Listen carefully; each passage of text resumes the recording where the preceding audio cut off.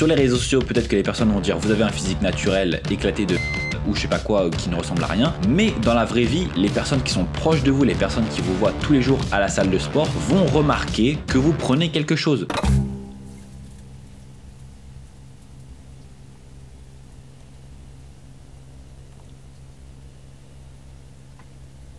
Salut tout le monde, j'espère que vous allez bien. On se retrouve aujourd'hui pour une nouvelle vidéo sur la chaîne. Aujourd'hui, on va parler de 20 faits que vous devriez savoir sur les SARMs, mais que vous ne savez sûrement pas. Donc j'ai fait une liste des faits, je vais vous les énoncer un par un. Donc installez-vous confortablement pour cette vidéo, n'hésitez pas à liker la vidéo, à me suivre et c'est parti. Premier fait par rapport aux SARMs. Les SARMs ne sont pas approuvés pour la consommation humaine. Comme vous avez pu voir sur pas mal de sites de vente de SARMs, généralement sur les flacons des produits, vous avez affiché non approuvé pour la consommation humaine, donc not for human consumption.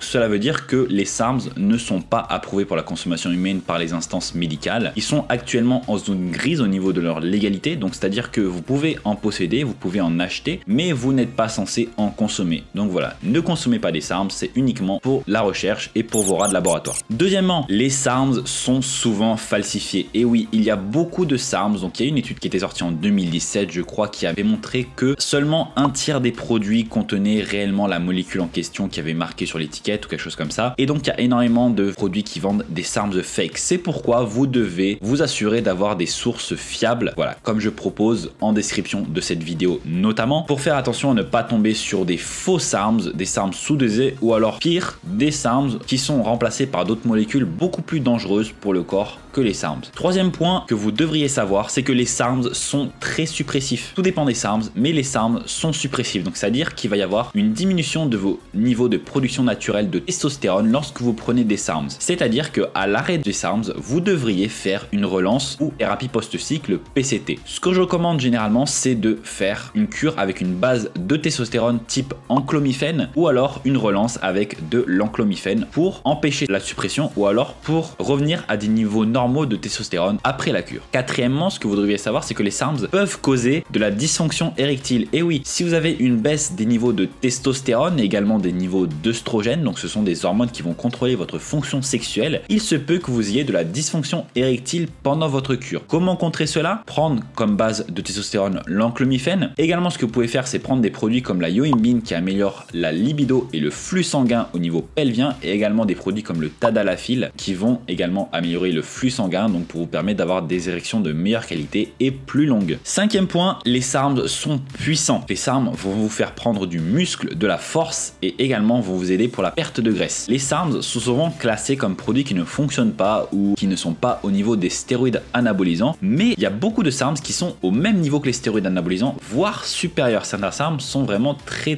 puissants, donc voilà, ce n'est pas des produits à prendre à la légère. Sixième point, les SARMs peuvent entraîner de la rétention d'eau, donc ce n'est pas avec tous les SARMs, mais certains SARMs type LGD 4033 ou également le MK677 qui n'est pas vraiment un SARM, un sécrétagogue de l'hormone de croissance mais qui est classé comme un SARM, ces produits peuvent vous faire prendre de la rétention d'eau, donc c'est-à-dire que vous allez prendre en masse mais pas forcément en masse musculaire pure. Il se peut que les kilos en plus qu'il y a affiché sur la balance ne soient pas totalement du muscle pur, et il se peut qu'il y ait pas mal de rétention d'eau également, donc c'est à prendre en compte quand vous arrêtez la cure. Certaines personnes vont dire oh là là, j'ai perdu tous mes gains que j'ai obtenus pendant ma cure. Non, c'est sûrement que vous avez perdu la rétention d'eau que vous aviez pendant la cure, mais les gains musculaires maigres que vous avez réalisés pendant cette cure là, vous les maintenez. Septième point, les SARMs peuvent entraîner de la gynécomastie. Alors là, c'est un point un peu controversé et sensible. Donc les SARMs théoriquement ne se convertissent pas en œstrogène. Donc comment ils peuvent causer de la gynécomastie? En fait, ce qui se passe, c'est qu'au début de la cure, lorsque vous allez prendre des SARMs, les SARMs vont se fixer aux récepteurs androgènes favorablement par rapport à la testostérone. C'est-à-dire que la testostérone qui ne sera pas encore supprimée va circuler librement. Donc vous allez avoir plus de testostérone libre, et donc plus de testostérone libre veut dire plus de conversion en œstrogène potentiellement ou en DHT. C'est pour ça qu'au début des cycles de SARM, il y a souvent des personnes qui peuvent avoir des semblants de gynécomastie, même si c'est très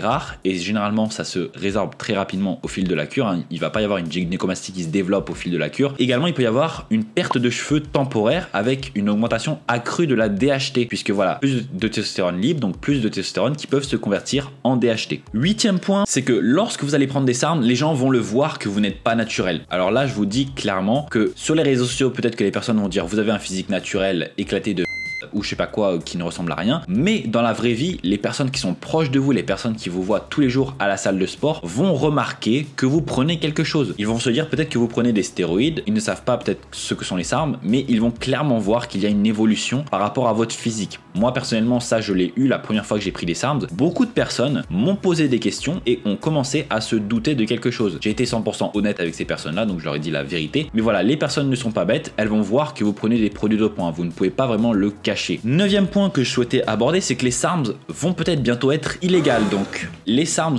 sont actuellement en zone grise, comme je vous l'ai dit, mais il est possible que dans le futur, les SARMs soient classés comme les stéroïdes anabolisants, donc carrément interdits à la vente et à la possession. Pour l'instant, ils ne le sont pas, mais à l'avenir, peut-être. 10e point, les SARMs fonctionnent très rapidement. Donc contrairement à ce que certaines personnes disent, les SARMs vont agir très rapidement. Donc dès que vous allez prendre un SARM, vous allez sentir généralement le produit agir assez rapidement, très vite, dans le premier jour, dans les premières heures. Pourquoi? Puisque les SARMs généralement ont une demi-vie qui est assez courte et pour qu'un produit atteigne sa concentration maximale dans le sang, il faut que vous preniez le produit sur 5 demi-vies. Donc par exemple, prenons l'Ostarine qui a une demi-vie de 24 heures. Au bout de 5 jours, donc 5 fois 24 heures, vous allez avoir la concentration maximale que vous pourriez avoir dans votre sang d'Ostarine. Cela ne veut pas dire que vous allez avoir les gains musculaires, la force et tout ça de suite, ça va être plutôt graduel au fil de la cure que ça va arriver, mais vous allez avoir les effets très rapidement. Donc ça, vous pouvez l'utiliser comme un indicateur si vous avez des bons SARMs ou pas. C'est que si vous sentez rien du tout au bout d'une semaine, c'est que généralement il y a un problème au niveau du produit, de la concentration, ou alors c'est que vous n'êtes pas du tout un bon répondeur au produit. 11e point,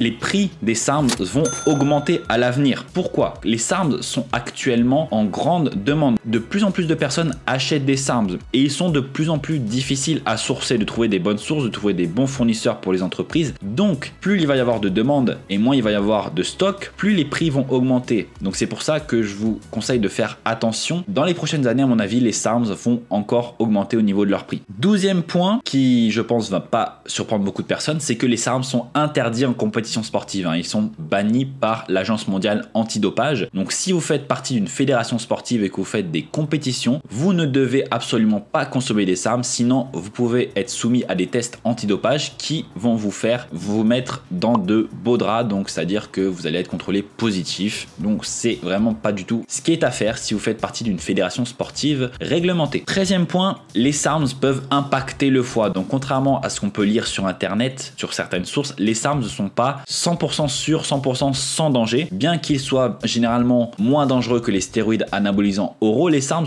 peuvent avoir quand même des effets négatifs au niveau hépatique. Donc pour cela, je conseille fortement d'utiliser du TUDCA ou du NAC si vous êtes amené à consommer ce type de produit. Mais bien sûr, ne prenez pas des SARMs, ce n'est juste pour la recherche et pas pour la consommation humaine comme je l'ai dit au premier point. 14e point, les SARMs augmentent l'androgénicité et la virilisation. Donc oui, les SARMs sont moins androgéniques que les stéroïdes anabolisants puisqu'ils sont sélectifs, donc Selective Androgen Receptor Modulator. Cependant, certains SARMs sont pas mal androgéniques et peuvent entraîner de la virilisation. Ce point va être surtout important pour mesdames. S'il y a des femmes qui regardent cette vidéo, faites attention au type de SARMs que vous allez consommer puisque certains sont vraiment très androgéniques ou virilisants et peut-être que vous ne souhaitez pas avoir une voix plus grave ou un clitoris qui s'hypertrophie. Donc faites attention à propos de ces SARMs là. 15e point, donc c'est un peu lié avec le point précédent, c'est que les SARMs peuvent entraîner une perte de cheveux. Donc comme je vous l'ai dit, les SARMs peuvent entraîner une perte de cheveux. Pourquoi? Premièrement, puisque comme je vous ai dit au début de la cure, il va y avoir plus de testostérone libre circulant, donc plus de conversion en DHT, donc peut-être une perte de cheveux temporaire. Ensuite, les SARMs qui sont très androgéniques vont avoir tendance à s'attacher également aux follicules pileux, donc aux récepteurs aux androgènes dans les follicules pileux, donc entraîner potentiellement une perte de cheveux. Comment contrer cet effet secondaire là? Donc bien sûr, n'abusez pas des doses. Également, tournez-vous vers des SARMs qui sont peu androgéniques et vous pouvez également utiliser des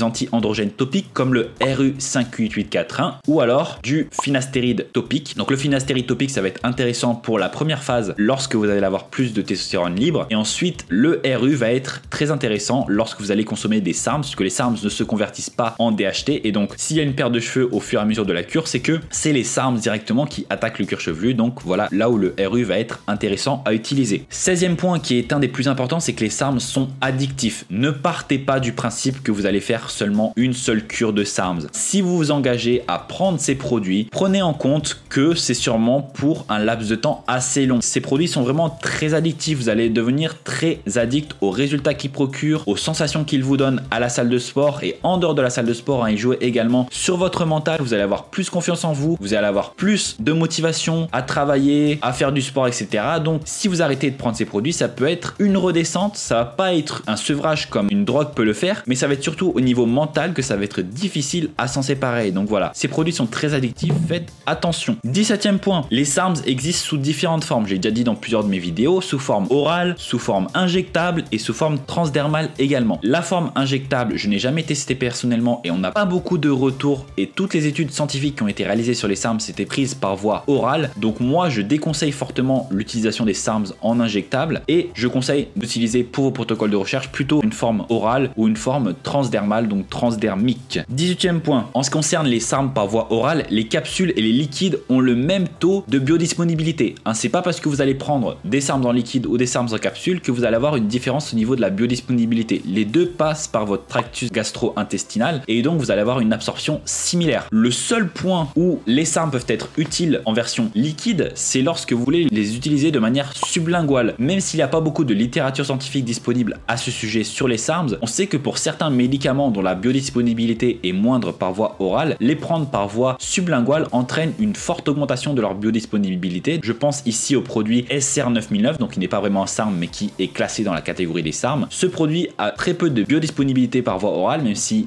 entraîne des effets bénéfiques par voie orale. Le prendre par voie sublinguale peut être plus bénéfique que le prendre par voie classique. 19e point, les SARMs ne sont pas sans effets secondaires. Ça, il faut vous le mettre clairement dans la tête que c'est pas parce que vous allez prendre des SARMs que vous allez pouvoir éviter tous les effets secondaires. Les SARMs sont plus safe que les stéroïdes anabolisants, je vous l'accorde. Cependant, ils entraînent quand même des effets secondaires. Ils ne sont pas 100% sans effets secondaires. Bien sûr, vous pouvez limiter au maximum les effets secondaires. Moi, je vous dis clairement sur ma chaîne comment le faire, etc. Mais ils ne sont pas 100% safe, 100% sans effets secondaires. Donc, quand vous prenez des SARMs, vous prenez un risque pour votre santé. Et enfin, 20e point, si vous prenez des SARMs, vous n'êtes plus naturel. Il y a beaucoup de personnes qui disent que les SARMs ne sont pas assez puissants pour être considérés comme non naturels, mais si les SARMs agissent sur vos hormones, ils sont très puissants comme je vous l'ai dit. Et donc, si vous prenez des SARMs ou des produits qui ressemblent à des SARMs, la cardarine, le SR9009, etc., vous n'êtes plus naturel puisque ces SARMs sont bannis par l'Agence mondiale antidopage. Donc, c'est-à-dire qu'à partir du moment où vous allez jouer avec vos hormones, vous allez manipuler votre profil hormonal, vous ne pouvez plus être considéré comme naturel après ça. Donc voilà pour cette vidéo sur les 20 faits que vous devriez savoir sur les SARMs et que vous ne savez sûrement pas. Donc j'espère que cette vidéo vous aura appris certaines choses. Si vous avez aimé la vidéo, n'hésitez pas à liker la vidéo, à laisser un commentaire, ça aide toujours pour l'algorithme YouTube, à vous abonner à la chaîne et activer la cloche de notification pour manquer aucune des prochaines vidéos. Si vous avez n'importe quel type de question, n'hésitez pas à me la poser ci-dessous en commentaire ou à aller directement sur mon Instagram qui va s'afficher à l'écran. Donc c'est Pierre-Gourdon, je réponds à n'importe quel type de question sans problème. Également sur mon Instagram, je propose un service de coaching 100% personnalisé. Donc si vous avez des besoins spécifiques à ce niveau-là, n'hésitez pas à me contacter. N'hésitez pas à checker toutes mes autres vidéos sur ma chaîne si vous êtes intéressé par les SARMs. Et puis voilà, on se retrouve très vite. À bientôt sur la chaîne. Allez, salut les gars, bye bye.